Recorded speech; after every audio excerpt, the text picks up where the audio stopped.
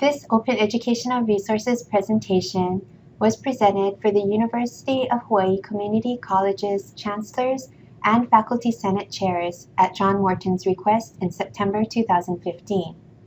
The members of this team include Leanne Risley and Wade Oshiro from Leeward Community College, and Sunny Pai and Susan Kazama from Kapiolani Community College.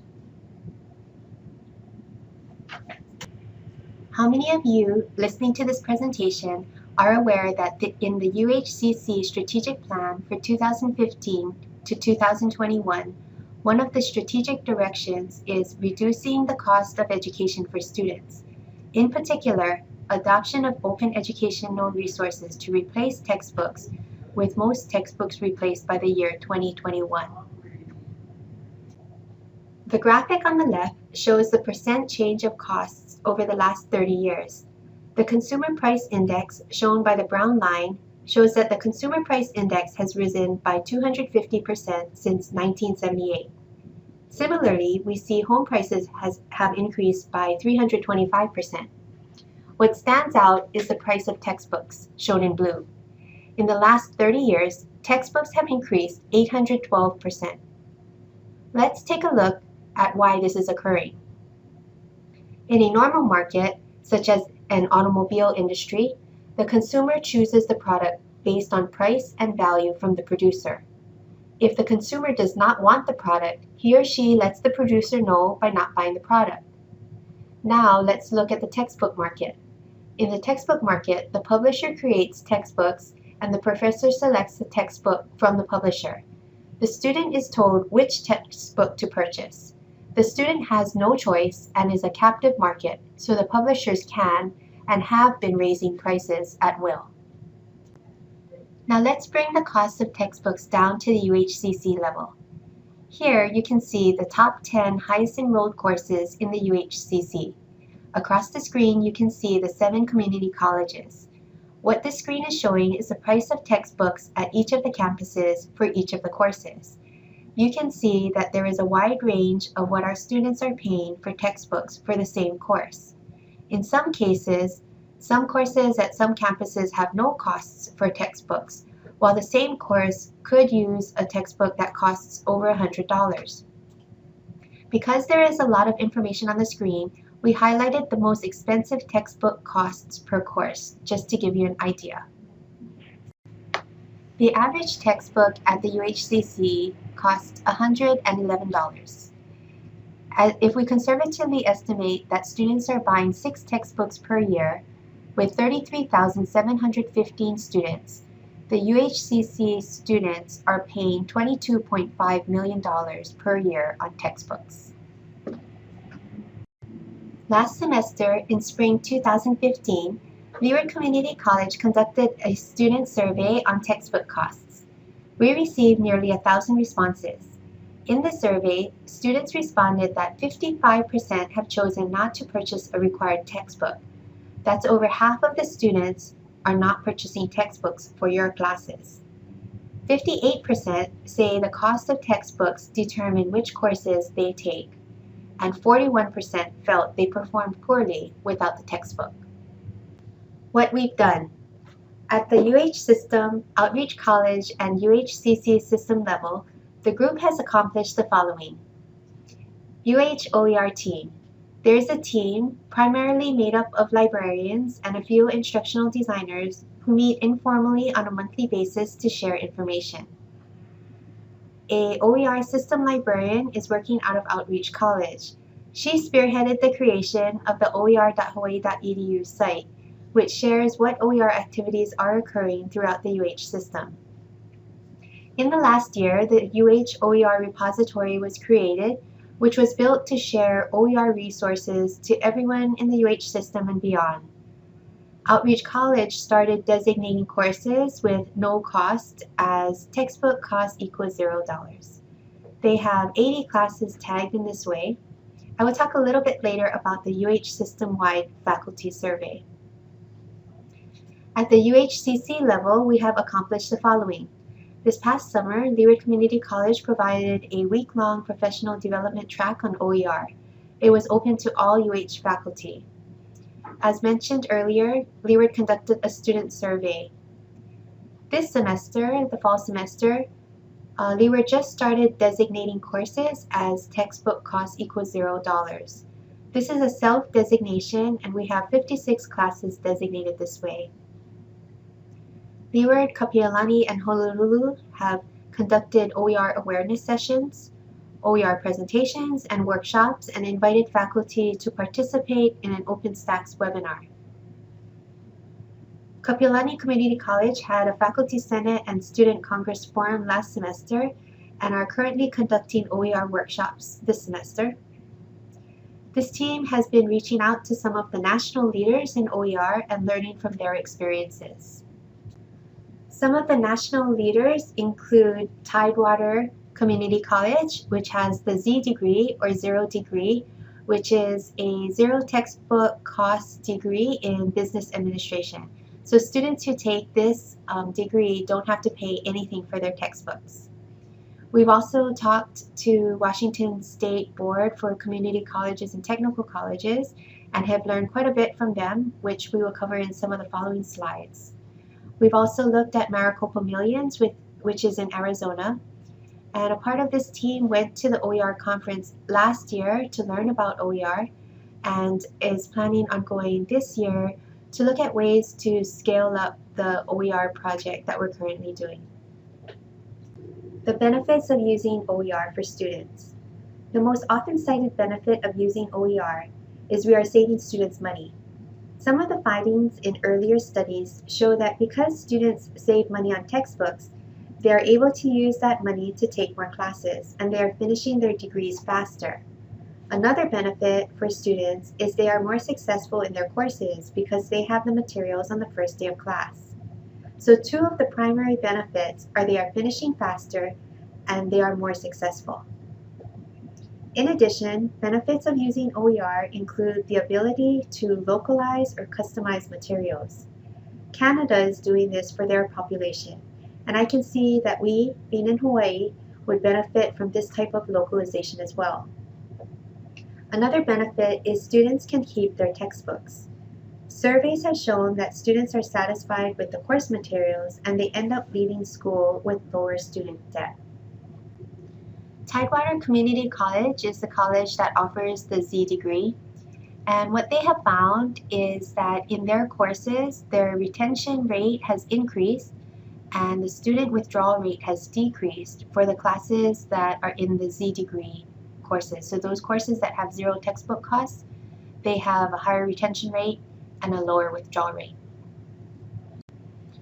Also, student success in the Z courses with zero textbook costs are higher than traditional courses. Several of the following figures were used from a study done by Washington Community and Technical College System, a system of 34 colleges. For those of you who are familiar with Cable Green, he's one of the leaders in OER and he works at Creative Commons. But he came from this place, Washington Community and Technical College System. In any case, this study was done by Boyoung Chang and Mark Jenkins. Benefits of using OER for faculty. The most frequently cited benefit faculty identified with using OER is knowing they are saving students money. I know from talking to instructors who have adopted OER that for them, that was the biggest motivator. Enhanced instructional responsiveness. For some faculty, they like the ability to modify, update, and revise their content so the content continues to be fresh. One faculty I recently heard from has an introductory activity where he has the students go out and find a video on the subject for their course. He said that one of his students found a really good video that he had never seen before, so now he's using that in his future classes. Increased collaboration. Some faculty say by using OER, they have wider and more active collaborations with other educators. I have seen on our campus, those that are using OER in the same discipline have been collaborating and sharing resources. More diverse course content. Instead of having a single source, such as a textbook, OER opens up the possibilities of having materials from multiple educational sources. Also, in addition to text-based resources, content in other formats, such as animations or video resources, could be included. Increased reflection on teaching practice. This is highlighted in red, and this is one of the things that came up in our training. One of the faculty shared with me that she, after she had adopted OER, what that process really made her look at was what she wanted her students to learn. So based on that, she chose her resources and structured her course. But she emphasized that the time and effort she took to reflect on her teaching practice and the course materials to support those teaching practices was something that was new to her. Finally, convenience of use was mentioned by faculty, that they don't have the challenges caused by adopting commercial textbooks, and the materials are available online on the first day of class. Challenges of using OER for faculty. The most frequently mentioned, both in the study and for those we have been working with, is the lack of time to find and modify materials. Uninviting climate. This concern is that OER implementation would not be welcomed at their department or college level. For example, say a department has standardized on a particular commercial textbook. It makes it easier for your bookstore orders and last-minute scheduling changes. However, say you have a lecturer who does not participate in the department's textbook selection process, and she would like to use OER. How could she do this? In effect, this could be considered an uninviting climate for the lecturer in this situation. Another challenge that comes up often is the lack of technology skills, both from the instructor and the student. Feeling of uncertainty is another concern, both about whether or not the content will be available later on, as well as the quality and completeness of the content. Difficulty in wading through. The library has taken steps to help faculty through this process and are developing LibGuides by subject area. However, faculty still have a lot of information to review. And finally, differences in course specifications. Faculty talked about finding OER in their subject that meets their needs and specifications. Some of the OER courses with the same title have very different objectives, scale, scope, level, depth, and emphasis. Last semester, the UH system sent out a survey to all faculty, and some of you may remember filling this out. So 354 faculty and lecturers responded. About half of them were from the UHCC, and what was reported was that 35% of all respondents have used OER, and 22% were in the process of replacing a publisher's textbook with an open or zero-cost version of the book.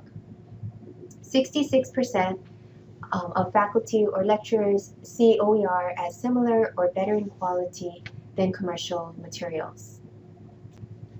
In that same survey, the findings at UH paralleled that of the Washington State study. The biggest barriers being time to find or create the materials, concern about the quality of the materials, concern about departmental support, the learning curve to incorporate OER into their courses, and confusion about copyright and licensing issues. This adoption model by Rogers shows the adoption of any new technology. A good example is the internet or cell phone adoption. The time is along the x-axis. As time goes on, you move further to the right. The y-axis is the number of adopters. So you see that as time goes on, the number of adoptions increases, with there being a steep increase, then it plateaus. I believe that distance education experienced this adoption cycle, and we are starting to see this also occur with OER. Currently, OER is in the innovator stage, where a few are starting to adopt. There's a gap before we move into the early majority and the rapid increase in adoptions occurs. So the question is, how do you move from early adopters to early majority. How do we get over this gap? This leads us to the support needed for faculty to use OER. Currently, we have started and are providing professional development in OER. This past summer, as mentioned before, Leeward Community College held a week-long professional development in OER, inviting faculty from across the UH system. Both Leeward and Kapiolani have had a number of informational workshops. This team is also developing pathways to access OER. The librarians have been instrumental in developing these pathways. Also, as mentioned before, a group of librarians and instructional designers have been meeting informally on a monthly basis to share information and support each other. What is needed is support in the other areas, including the climate, partnerships, and incentives. Let's start with climate. You and your administrative teams can help with creating an inviting climate. Currently, the OER initiative has come largely from the support areas. Having endorsements from the college and department is an important step in having a successful OER program. Having clear policies around the use of OER would help set this program in the right direction. I think that we can learn from our experiences with distance education. I believe that OER is taking a similar adoption cycle as DE, and one of the things that we learned from our DE experience is the importance of having clear policies around DE, addressing workload, compensation, quality. All of those things are discussed up front. The questions raised earlier about how are textbooks being currently chosen at your campus is just one example of creating a climate inviting to OER. This group is already informally encouraging partnerships from faculty, both within the campus level as well as intercampus. However, there's only so much that we can do at our level, and we encourage you to look at developing partnerships across your campus as well as between the campuses. Incentives. This brings up a number of questions. Should incentives be offered? What should the incentives be for? Should the incentives be consistent across campuses? How are these incentives going to be funded? How will the funding be sustainable? Again, based on my experience with distance education, it's much better to have these conversations early in the process before we hit the high growth part of the adoption cycle. OER has brought to light several things. One, many instructors lack the technology skills required to adopt OER because many of the OER resources are online. So they have to search online, and they also have to integrate these online resources into their course. Another thing is, as part of the OER adoption process, we take instructors through the process of picking their SLO, looking at their SLO, and then selecting materials to support the SLO, and then following it up with activities and assessment. And for some, this concept of looking at their instruction in this way is a new and sometimes not always easy process to go through. So one of our biggest challenges in this area is how can we move into the 21st century and help our instructors be prepared to teach as 21st century instructors. 21st century teaching is a change to traditional teaching. It is an environment where instructors encourage students to uncover knowledge rather than covering content. Instead of disseminating or telling information, students are encouraged to actively participate in their learning. The front of the classroom disappears, and you see students working in collaborative groups with the instructor moving from group to group, taking on the role of a facilitator of learning. The 21st century teacher provides informal assessment and frequent feedback and integrates the technology, so it is not about the tool, but about the learning. So a question for you: how can you, as an administrator or faculty senate chair, encourage a culture that supports 21st century teaching for your students? We are living in a knowledge revolution, and it is moving faster than education. Recently, I heard this quote from Dean Neubauer, and he said, "The world is changing more quickly than education." This statement resonated with me because the natural question is, as an academic institution, are we keeping up with the changes and preparing students for the workforce or the next step in their academic careers? One way our system can support a culture of change is to modernize the teaching and learning environments. And this is one of our strategic directives. The rationale behind this is to encourage active learning classrooms, which cluster students at tables where the furniture can be rearranged and the technology is integrated. So it helps professors to interact with their students through the use of media and collaborated experiences. Still, with the capacity of modern information technology, these environments will be used to their fullest only if instructors are prepared to teach in these facilities and students are prepared to learn in these facilities. So in closing, I'd just like to leave you with this quote. You can't just drop new innovations into a classroom and hope that the instructor will invent effective ways to use them. To fully utilize a new teaching technology, you often need to invent new teaching practices as well.